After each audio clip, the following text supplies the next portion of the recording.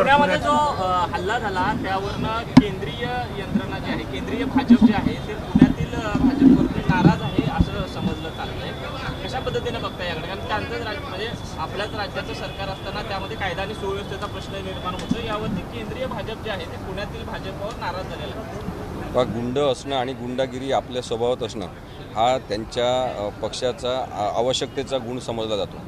आणि त्यामुळे जरी केंद्र सरकारने काहीतरी हा दिखावा केला असेल की तुम्ही आम्हाला न विचारता अशा प्रकारचा कार्यक्रम केला, तोडफोड केली, हिंसा केली, तर तो दिखावा आहे. दोन गोष्टी झाल्या तरच हे आपण पत्र जे आहे किंवा हा ऑब्जेक्शन आहे ते खरं आहे असं मानू शकतो. एक म्हणजे तो जो धीरज घाटे आहे त्याला त्या पदावरून काढून टाकलं पाहिजे, भाजपमधून काढून टाकलं पाहिजे.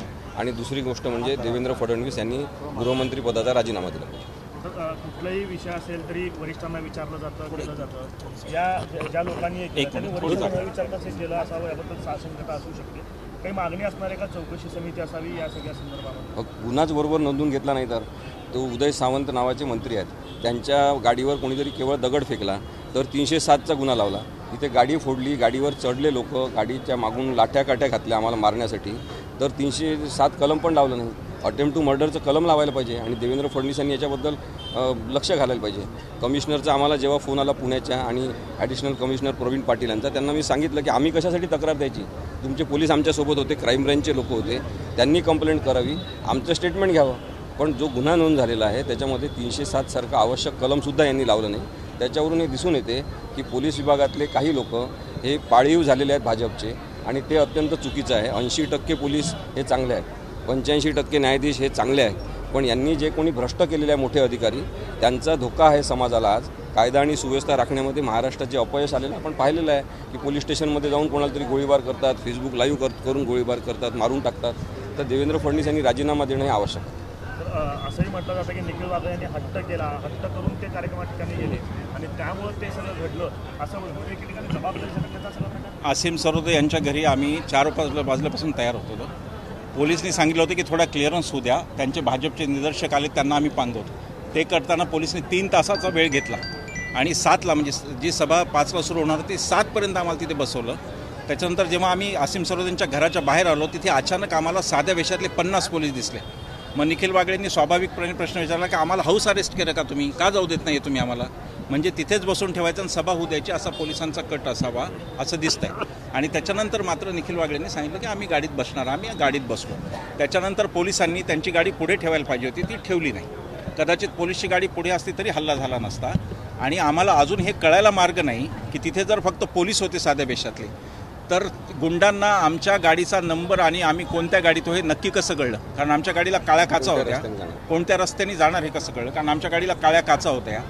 त्याच्यासमोर आसिम सरोदेंची एक ज्युनियर महिला बसलेली होती की याच्यासाठी की त्यांना वाटावं दुसरी कार आहे आणि आम्ही मागे तिघं होतो. असं असताना जर तिथे फक्त पोलीस उपस्थित होते तर या गुंडांना आमचा रस्ता, आमच्या गाडीचा नंबर हे कसं कळलं हा प्रश्न आम्हाला. पुणे पोलिसांची भूमिका ही संशयास्पद आहे, यात कोणताही शंका नाही. कारण पुणे पोलिसांनी ज्या प्रकारचा बंदोबस्त लावायला पाहिजे होता जाताना तो लावला नाही हे उघड आहे. ते सांगतात की रस्ता बदलला, रस्ता का बदलला हे त्यांना माहिती आहे का? जेव्हा खंडोजी बाबामध्ये त्यांचे 40-50 कार्यकर्त्यांनी रस्त्यावर त्यांची पोलिसांबरोबर धुमश्चक्री झाली, पोलीस ही बाब रेकॉर्डवर आणत नाही आहेत. साध्या वेशातल्या पोलिसांना धक्काबुक्की केलेली आहे कार्यकर्त्यांनी, भाजपच्या गुंडांनी त्यांना धक्काबुक्की केलेली आहे. आणि मग त्यांनी तेव्हा म्हणायला पाहिजे होतं की सरकारी कामात अडथळा आहे म्हणून. पोलिसने ते केलेलं नाही. पोलीस अत्यंत दबावाखाली आहेत पुण्यात आणि त्यांनी ते केलं नाही. आणि त्या गाडी याच्यासाठी वळवायला लागली की त्याच्यानंतर पोलिसनीच आम्हाला सांगितलं की रिव्हर्समधून गाडी काढा. पोलिसनी मदत केली आम्हाला. तेव्हा निखिल वागळेंनी मार्ग बदलला वगैरे हे पोलीस कमिशनरनी पुण्याचं सांगू नये. मुंबईचे पोलीस कमिशनर आम्हाला, पुण्याचे पोलीस कमिशनर आम्हाला परवानगी नव्हती असा एक युक्तिवाद करतात. आमच्याकडे पत्र आहे की हे तुम्ही ह्या अटी पाळायला पाहिजे. जर तुम्ही म्हणताय की तुम्ही भाषणात प्रक्षोभक बोलू नये, या अर्थी बोलायला तुमची परवानगी आहे ना, ती डीम्ड सँक्शन आहे ती परवानगी.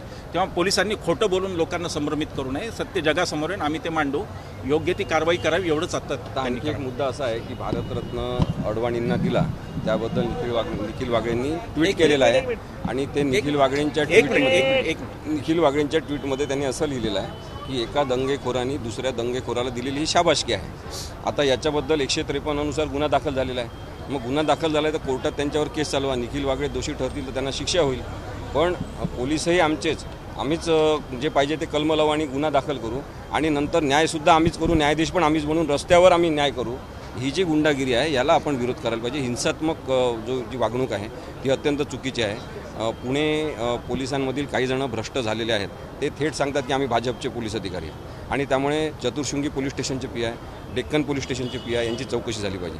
दुसरी गोष्ट, त्या दिवशी DCP सयाजी कदम हे कुठे होते याबद्दलची माहिती आम्हाला पाहिजे आहे. ते का नव्हते, ते कोणत्या सीनमध्ये नव्हते आणि त्यांना अजितदादांनी जे काही प्रमोशन दिलेलं आहे अनावश्यक पद्धतीने ते तिथे DCP म्हणून आलेले आहेत.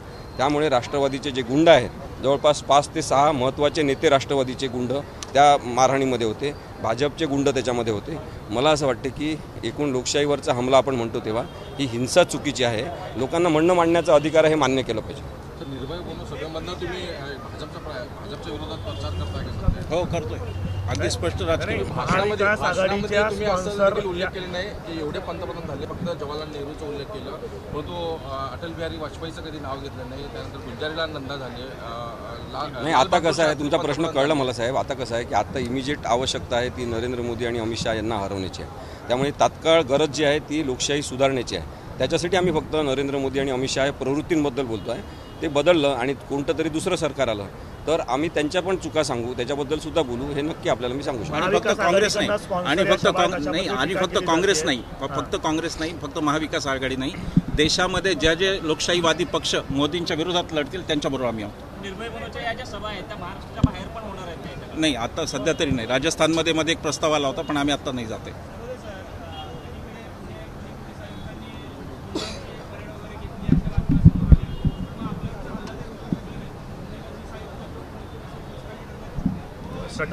कसं आहे, गुंडांची परेड घेण्यापेक्षा जे गुंड राजकीय पक्षात गेलेले आहेत त्यांची परेड घ्यायला पाहिजे. आणि हा सगळा दिखावा आहे पोलीस कमिशनरचा. गुंड लोकांना बोलवायचं छोट्या पुण्यामध्ये तसे 28 टोळ्या आहेत, छोट्या 28 किंवा 32 टोळ्या आहेत. त्यांच्याकडून गुन्हे करून घेतात हे लोक. त्यांना बोलून काय फायदा आहे? प्रत्येक पोलीस कमिशनर नवीन आला की आम्ही काहीतरी वेगळंच करणार असं दाखवतो.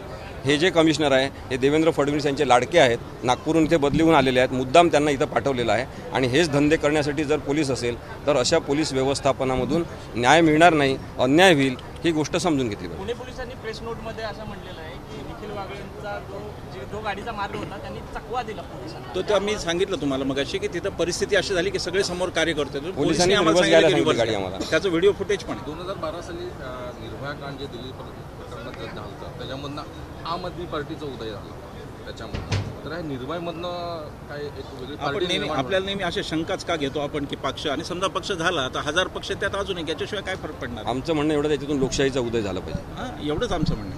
आम्हाला काही कोणाला राजकारणात जायचं नाही. महाविकास आघाडी किंवा इंडियन आघाडीला सपोर्ट आहे का? आमचा पूर्ण सपोर्ट आहे सध्या त्यांना. पण ते निवडून आले आणि त्यांनी चुकीचे कामं केले त्यांच्याबद्दल त्यांच्या विरोधात आम्हीच उभे राहू.